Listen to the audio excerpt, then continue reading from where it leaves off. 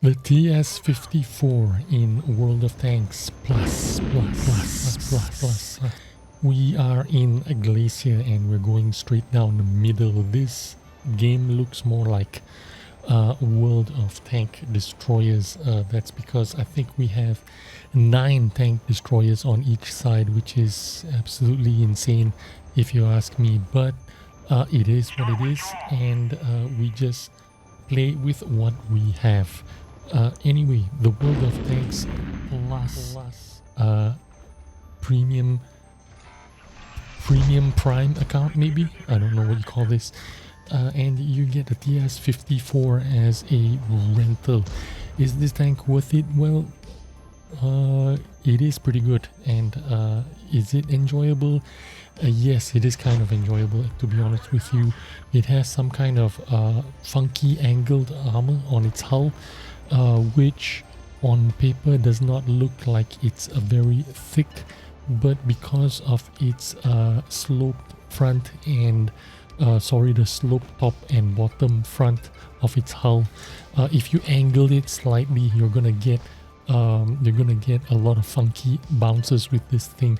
But World of Tanks right now is looking like a bunch of kaku, as Skill would call it, because the matchmaking right now is just absolutely atrocious. I don't know what is it like on your side. How are you playing your games? But we're getting a lot of games where we're facing basically 18 tank destroyers in a game, and the rest of us are just trying to get by with surviving in your medium or heavy tanks. It's kind of weird. I don't know why the matchmaker is this way, but we play with what we get, so I don't know if I can complain too much about it. I'm just playing whatever I get.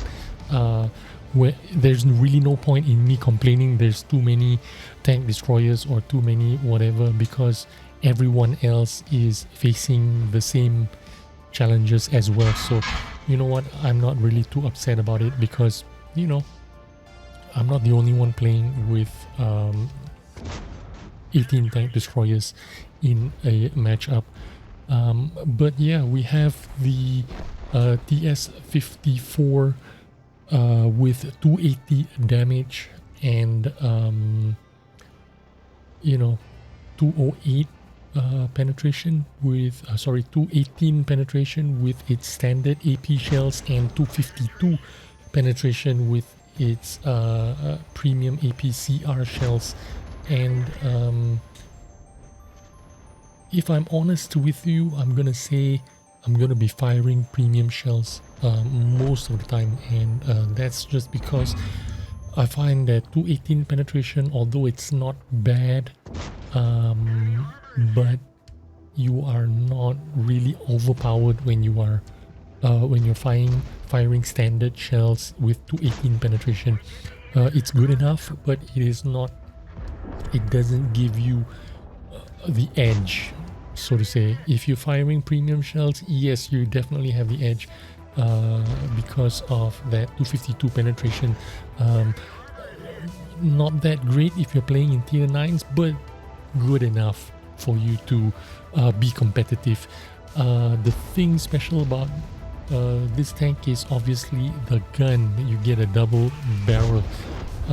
This thing reloads in 7.19 seconds for each barrel.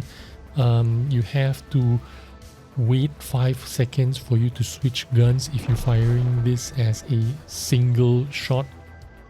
If you want to fire this as a double shot, it takes about 2 seconds from the time you hold down your button to the time it recharges the gun. I mean, when it fires both shots. Here the game is already over in less than 5 minutes, and I was just trying to finish off, trying to get my last 2 shots on that challenger.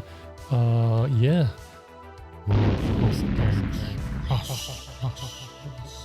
And this is what we get with World of Tanks plus just a regular TS-54, and we are in a tier 9 matchup now, and this is more suited to the tank because I think in a tier 8 matchup, this tank would be quite powerful, and in a tier 9 matchup, this is more like a tier 9 tank, to be honest with you. And if at all possible, you want to be firing your gun using the double shot most of the time, which is what I'm trying to do here when I'm playing this tank. If I want to maximize damage, if I want to be super effective, I want to be firing both shells as often as I can, just because this is a 280 alpha gun. 280 alpha, oh, I hate it when that happens. You know, maybe I should switch to using the mouse wheel to zoom in instead of using the shift key, because every time I use the shift key to snap from third person view to first person view to ADS, if I'm in third person and my reticle is pointing at the corner of a wall and I hit the shift key, when I go into first person or ADS, I am actually looking at the sky, because in third person, when you're peeking off a wall, you notice that the gun is, you know, pointing up in the sky, and then when you aim down sight or go to first person view, you're looking up in the sky and you have to readjust.